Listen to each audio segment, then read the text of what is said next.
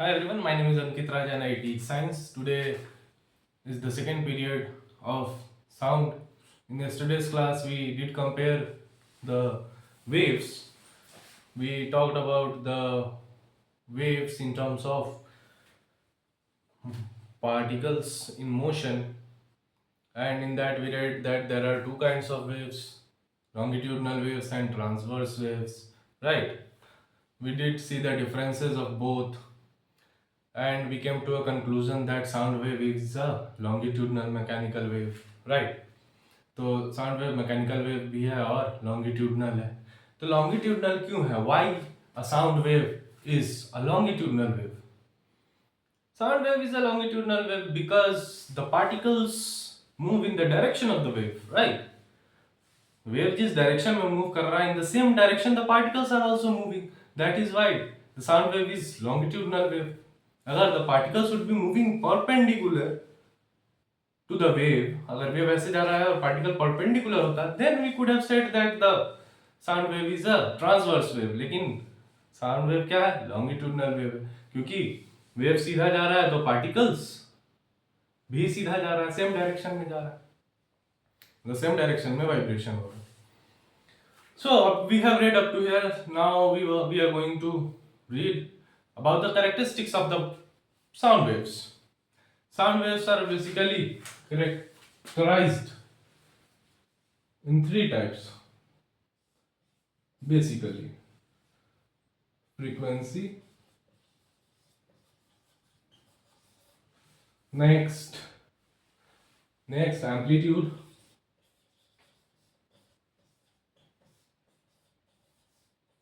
and then frequency, amplitude, and speed. So basically, there are three types of sound waves. There are three characteristics of sound waves. We will be reading about each and everything one by one. After that, we will be reading about time period. Time period क्या होता है, फिर उसके बाद पढ़ लेंगे हम लोग वेवलेंथ. तो इन सब के बारे में अभी धीरे धीरे पढ़ते जाएंगे, और समय बचेगा तो थोड़ा डेरिवेशंस वगैरह भी लास्ट में देख लेंगे. तो डेरिवेशन समझने के लिए कॉन्सेप्ट आसानी से प्यार से समझ लो, क्योंकि फिर उसके बाद क्या होगा अब मेरे को पता नहीं. और तुम लोग अगर मेरे सामने बैठे होते तो थोड़ा हंसी मजाक करके पढ़ा लेता है.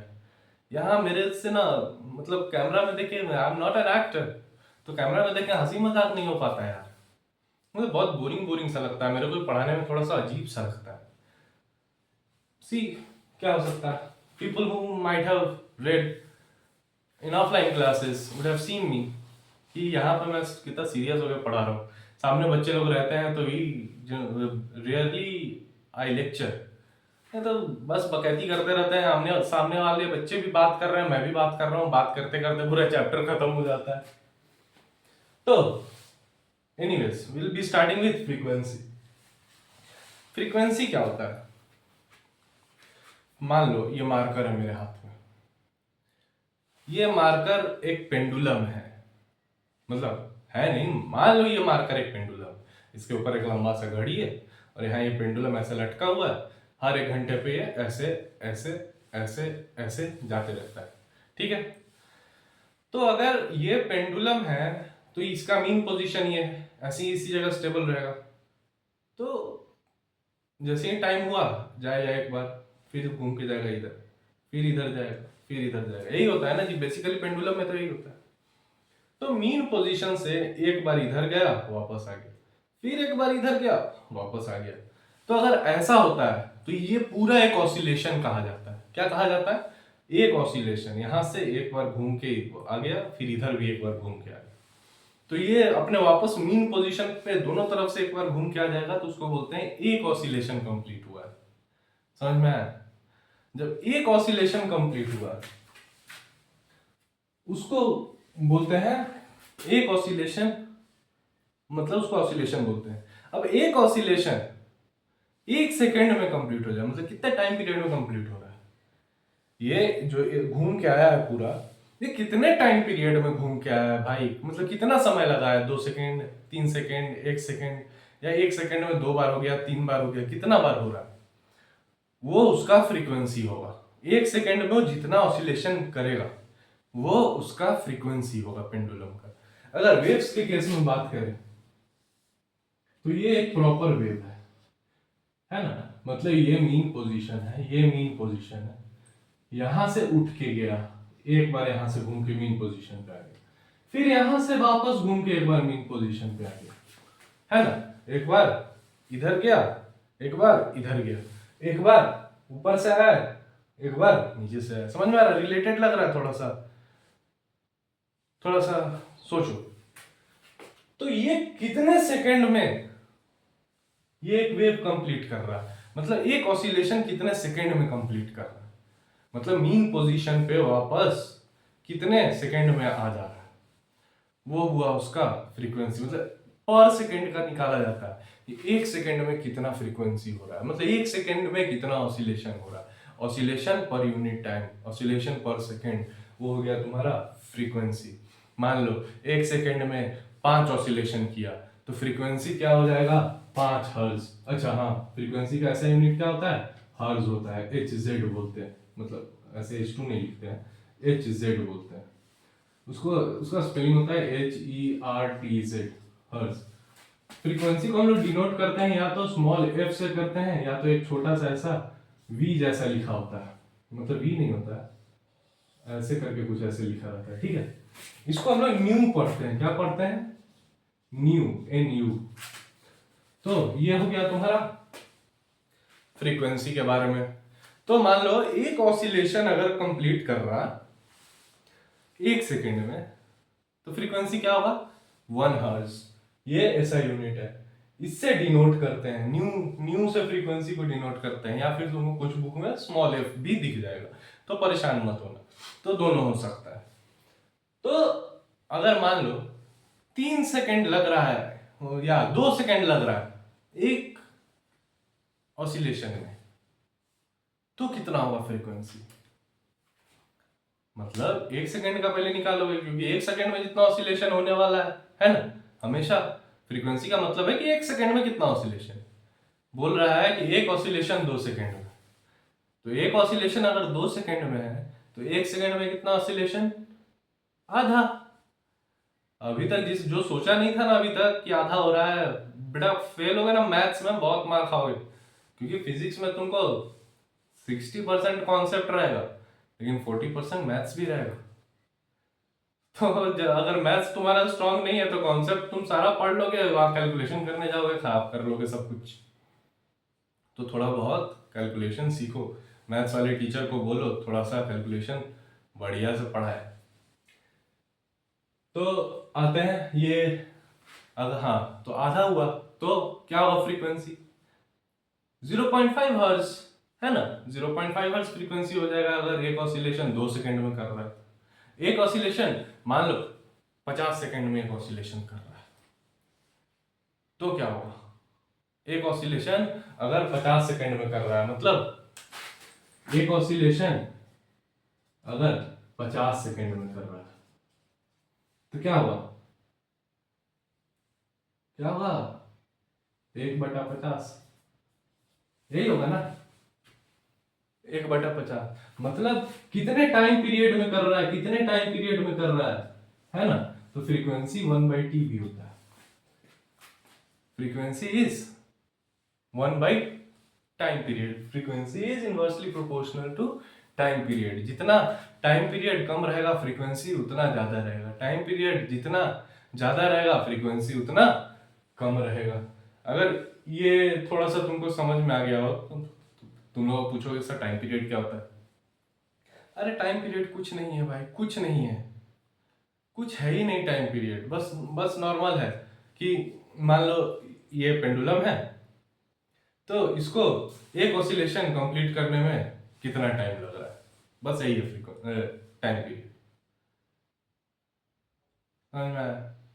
फ्रीक्वेंसी क्या है, पर सेकंड में कितना ऑसिलेशन कंप्लीट कर रहा है।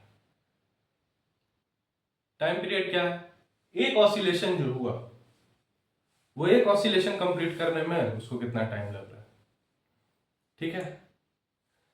तो तुमको अगर ये समझ में आ गया हो, अगर यहां तक if you have understood then we should move on to amplitude.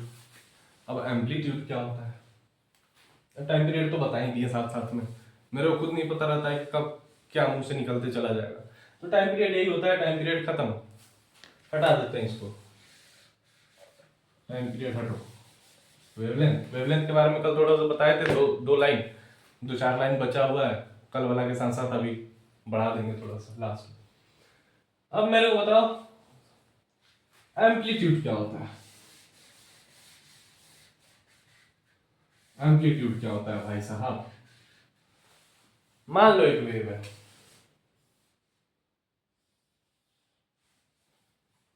तो इस वेव का जो हाइट रहेगा, मतलब टॉप मोस्ट पॉइंट, कहां तक ये वेव जा रहा है, कहां तक ये वेव जा रहा है।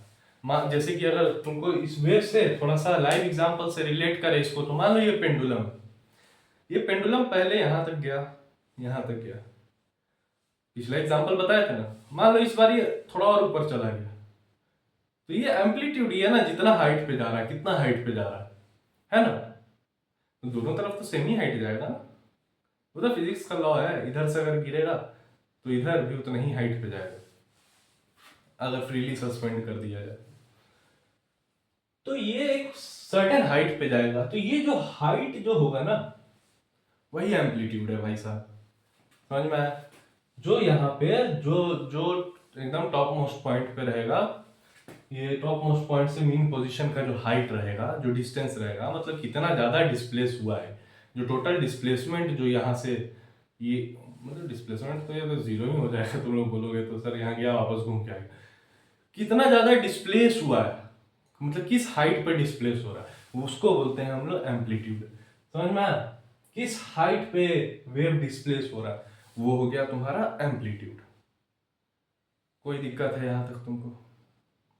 कोई दिक्कत अगर नहीं है तो आप थोड़ा सा और आगे बढ़ते हैं।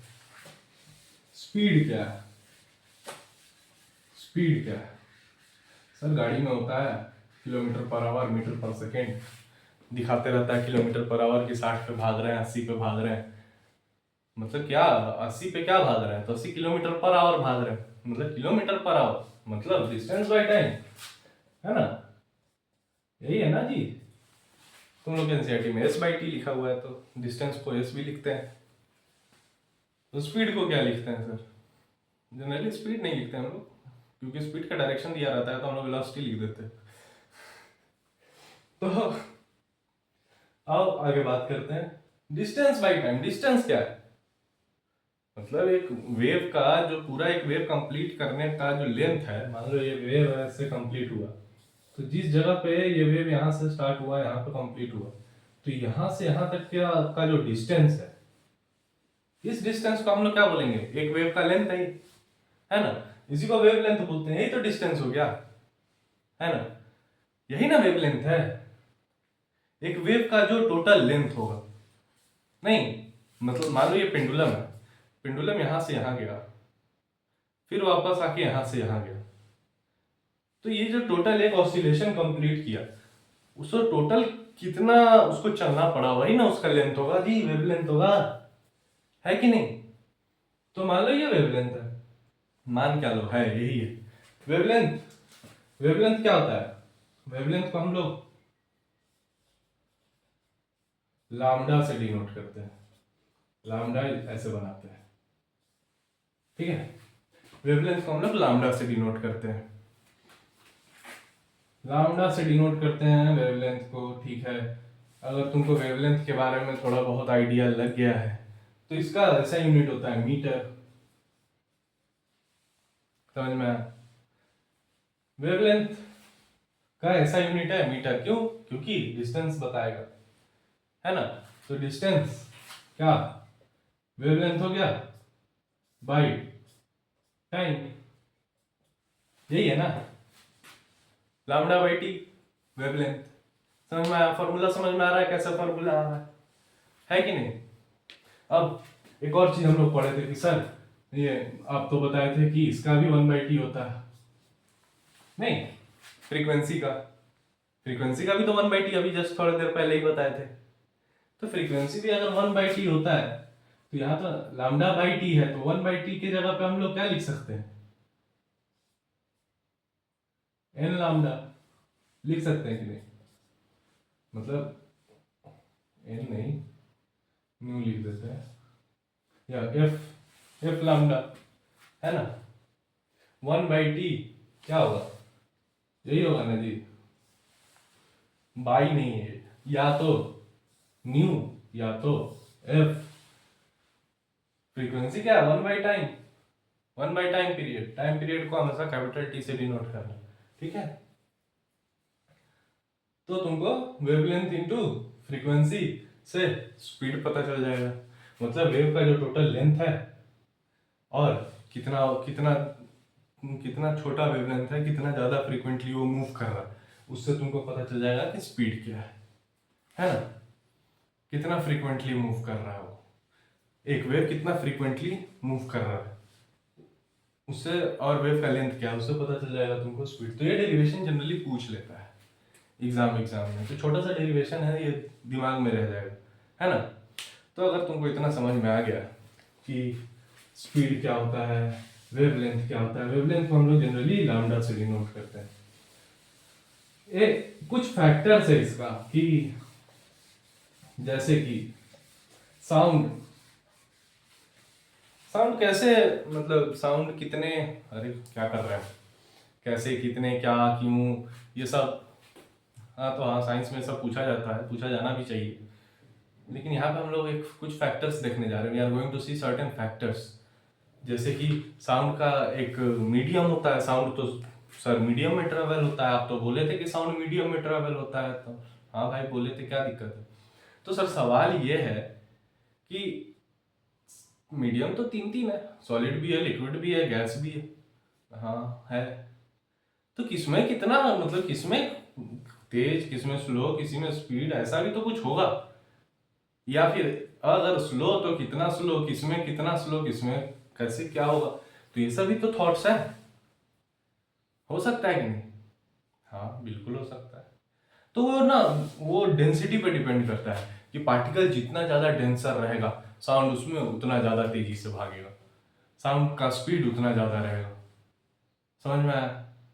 जैसे कि सॉलिड, सॉलिड ज्यादा डेंसर होता है ना, लिक्विड से तो डेंसर होता है, गैस से तो और भी ज्यादा डेंसर होता है कि नहीं, सॉलिड सॉलिड से भी डेंसर होता है लेकिन हाँ, as comparing to liquid and gas, solid is more denser, right, generally, generally.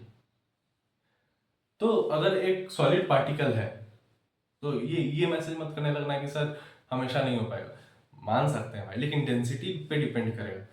सबसे ज्यादा साउंड वेव सॉलिड में मूव करता है, क्योंकि सॉलिड डेंसर होता है जनरली, फिर उसके बाद लिक्विड में मूव करेगा, और सबसे कम गैसेज में मूव करेगा, समझ में आया। तो साउंड का मूवमेंट कैसा रहेगा, कोई दिक्कत है। I was teaching in an offline class, and there I was teaching sound, and in the first introduction class, what I did was I took a long thread and we took two plastic glasses, did a hole into both the glasses, and gave those two glasses to the students and asked them to go apart, put the thread straight, and one of you speak in that glass and one of you put that glass into your ear.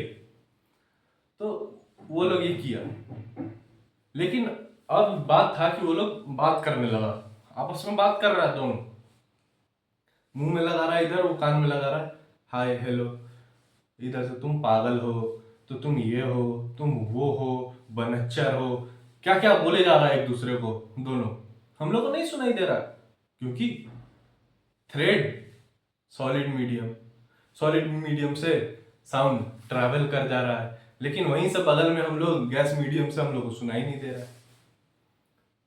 समझ में आ रहा है। एक और चीज, climate पे भी depend कर जाता है। अगर मान लो कि एटमॉस्फेयर में टेम्परेचर बढ़ गया, तो गैस के बीच में पार्टिकल्स और फ्री हो जाएगा, पार्टिकल्स के बीच में मूवमेंट और ज़्यादा बढ़ जाएगा। अगर पार्टिकल्स के बीच में और ज़्यादा मूवमेंट बढ़ जाएगा, तो साउंड का स्पीड क्या होगा, और तेज हो जाएगा, है ना। वही ठंड में क्या होता है, ठंड में ठंड में कोई चिल्ला दिया तो सुनाई भी नहीं देता है, तो ठंड में क्या होगा, पार्टिकल्स सस्पेंड होना, मतलब कंप्रेस होना स्टार्ट हो जाता है, और वो उतना फ्रीली मूव नहीं करता है जितना गर्मी में करता है। पानी को गर्म करो ना भाई, तेरे को पता चल जाएगा, पार्टिकल इतना ज़्यादा फ्रीली मूव करने लगता है कि वो गैस में कन्वर्ट होने लगता है कि नहीं। समझ में आया। एक चीज़ है, मान लो ये ट्रांसवर्स वेव बना रहा है, मान लो ये लाइन में बहुत सारा, there are thousands of particles in this lines, या उससे भी ज़्यादा।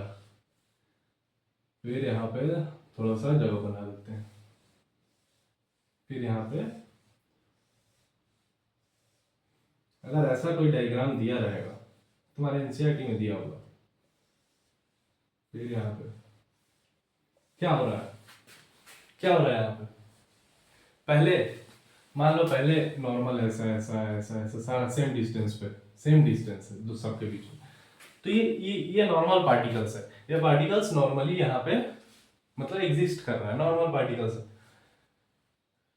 अब ट्यूनिंग फोर्क का मान लो, एक तुम ट्यूनिंग फोर्क लिए, ट्यूनिंग फोर्क क्या होता है, एक मेटल का होता है, गुलेल जैसा होता है, गुलेल नहीं देखे हो जिससे ऐसे निशाना लगाते हैं, है ना, निशाना लगाने वाला जो होता है ऐसे रहता है, उसमें एक रबर रहता है, ऐसे पकड़ के ऐसे खींचो और छोड़ दो, देखे हो कि नहीं।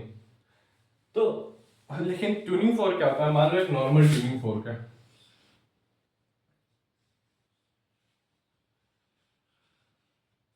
मेरा डायग्राम थोड़ा सा खराब चलेगा, तो मान लो एक नॉर्मल नॉर्मल ट्यूनिंग फोर्क है, इसको क्या किए कि इसको कहीं से आवाज इससे निकाले, तो क्या होता है ना, ये जो साइड वाला जो होता है ना, ये बाहर अंदर होता है, वाइब्रेट करना स्टार्ट करता है। तो साउंड वेव तो ट्रांसवर्स वेव है, तो ट्रांसवर्स फिर लॉन्गिट्यूडनल वेव है बे। हम भी कंफ्यूज हो जा रहे हैं कैमरा के सामने, तुम लोग सामने रहते हो तो थोड़ा अच्छा लगता है, तुम लोग अभी तक टोक दिए रहते हैं मेरे को कि सर सर सर लॉन्गिट्यूडनल होता है, लेकिन यहाँ खुद से रेक्टिफाई करना पड़ रहा है, क्या करें, मजबूरी है। तो ये कौन सा वेव है, ये कौन सा वेव है, लॉन्गिट्यूडनल वेव है। तो क्या होता है लॉन्गिट्यूडनल वेव में, कि कंप्रेशन होगा, रेयर फ्रैक्शन होगा, कंप्रेशन होगा, रेयर फ्रैक्शन होगा, मतलब पार्टिकल्स क्लोज आएगा, हाई प्रेशर क्रिएट करेगा, फिर पार्टिकल्स दूर जाएगा, लो प्रेशर क्रिएट करेगा, फिर पार्टिकल क्लोज आएगा, हाई प्रेशर क्रिएट करेगा, फिर पार्टिकल दूर जाएगा, लो प्रेशर क्रिएट करेगा, यही होता है ना। तो ऐसा ही वाइब्रेशन की वजह से, जैसे ही इसको टकराए हम लोग, ऐसा ही वाइब्रेशन क्रिएट होता है। तो ऐसा वाइब्रेशन की वजह से ये साउंड एक जगह से दूसरी जगह ट्रैवल करता है। एक एक चीज और होता है, पिच होता है, एक चीज होता है पिच। पिच जानते हो क्या होता है, जनरली क्या होता है कि जब लड़की लोग चिल्लाती है ना, जब लड़की लोग चिल्लाती है तो कान गूंज जाता है, मन करता है बे तो थोड़ा धीरे बोलना, लेकिन उसी जगह अगर कोई लड़का चिल्लाता है गुस्सा आएगा, लेकिन वो कान में वो गंदा सा आवाज नहीं लगता। या फिर वायलिन हो गया, या फिर गिटार विटार को बहुत जोर से बजा दिया, तो वो जो पतला वाला जो आवाज होता है उसमें पिच वॉइस ज्यादा होता है। पिच वॉइस मतलब वॉइस में फ्रीक्वेंसी बहुत ज्यादा होता है, मतलब more the frequency more the pitch. Frequency जितना कम रहेगा पिच उतना कम रहेगा। समझ में आ रहा है। पिच वॉइस क्या होता है, लड़की लोग का पिच वॉइस होता है, लड़का लोग का क्या होता है, हार्श वॉइस, हार्ड बोल सकते हैं, बेस ज्यादा होता है, हार्श होता है थोड़ा, सुनने में भले ही गंदा लगेगा। लड़की लोग धीरे बोले तो बहुत प्यारा आवाज लगता है, उसी प्यारे आवाज के चक्कर में तो बर्बाद हुए हो तुम। उसी प्यारे आवाज के चक्कर में क्या हुआ कि क्लास में बैठे हुए हैं, क्लास में बैठे हुए हैं, लड़की लोग राइट साइड बैठी हुई है, एक बार ऐसे नजर चला गया, और जब नजर गया तो उधर से कोई लड़की एक स्माइल कर दी। जैसे ही वो लड़की स्माइल की, वैसे ही इस लड़के का जिंदगी खत्म, मतलब बर्बाद उसके चक्कर में, पागल। अब वो उसका पहला प्यार लव टूरू लव भूलेगा नहीं, है ना। और फिर उस लड़की से जब बात हो रहा है, कितना भी घटिया आवाज रही, कितना भी चिल्ला रही है, सब अच्छा लग रहा है इसको, सब मजा आ रहा है इसको। लेकिन रियलिटी क्या है? पिच वॉइस अगर रहे पिच वॉइस अगर रहेगा तो फ्रीक्वेंसी ज्यादा रहेगा। वो जैसे पिच वॉइस एकदम पतला आवाज रहता है, सुई चुहाओ दर्द तो वो भी करेगा, है ना। हार्श वॉइस, तलवार तलवार मारो, अबे दोनों से दर्द होगा, लेकिन पिच वॉइस से ना वो चुभने वाला दर्द होगा, है ना। पिच वॉइस, पतला वॉइस, लेडीज वाला जो आवाज होता है वो पिच वॉइस होता है। और जो मर्दों वाला जो आवाज होता है वो थोड़ा सा हार्ड हार्श रहता है, वो बेस रहता है, फटने फटने जैसा आवाज रहता है, घटिया सा, है ना। तो सिर्फ लड़की लोग को खराब नहीं बोल रहे, लड़कों को भी बोल रहे। तो मेरे कमेंट सेक्शन में घुस के ये जो झगड़ा की ना तू लोग, तब बताऊंगा। तो समझ में आ रहा है टॉपिक क्या है ना। एक चीज और बता रहे थे टेम्परेचर को लेके। तो उसमें ना क्या होता है कि अगर 0 डिग्री सेल्सियस है, अगर 0 डिग्री सेल्सियस है, तो ना वॉइस का ना जो फ्रीक्वेंसी होता है वो 300 कितना होता है, 300 331 शायद, देख लेना एक बार। मेरे को ना थोड़ा सा ये नंबरिंग वंबरिंग वाला जो चीज होता है ना, जो मतलब याद रखने वाला चीज है, मेरे को याद नहीं रहता है। लॉजिक पूछो, कहानी पूछो, सारा सुनाते चले जाएंगे, सारे सारे टॉपिक पे सुना देंगे, लेकिन एवोगैड्रोस नंबर पूछ लो, नहीं याद है भाई, नहीं याद रहता है यार। कितना भी रट लो नहीं याद रहता है, क्या फायदा रटने का, छोड़ दो भाई, गूगल कर लेंगे बाद में। कॉन्सेप्ट जानो काफी है, लेकिन हाँ तुम याद रखना, तुमको एग्जाम लिखना है, हमको नहीं लिखना है। तो ये कितना हर्ज रहता है। अगर इसी को थोड़ा सा मान लो टेम्परेचर बढ़ा दिए, मान लो, चलो जो लिखा है वही लिख देते हैं, अगर इतना कर दिए तो क्या होगा, 334 या 344, कुछ ऐसा ही है, देख लेना।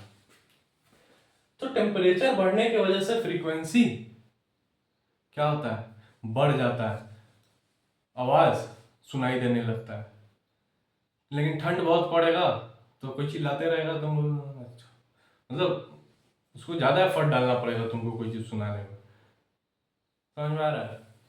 तो यहीं तक आज रहने देते हैं, let it be up to here for today. कल के क्लास में कुछ इस पे क्वेश्चंस वगैरह कर लेंगे, एक आध क्वेश्चन बता देंगे जो कि तुम्हारा कॉन्सेप्ट क्लैरिटी कर देगा, और उसके बाद धीरे धीरे इस पे थोड़ा सा और आगे बात करेंगे। Will take not much, 1 or 2 more classes until I am satisfied, then we'll wrap it up. Thank you and have a nice day. My name is Ankit Raj.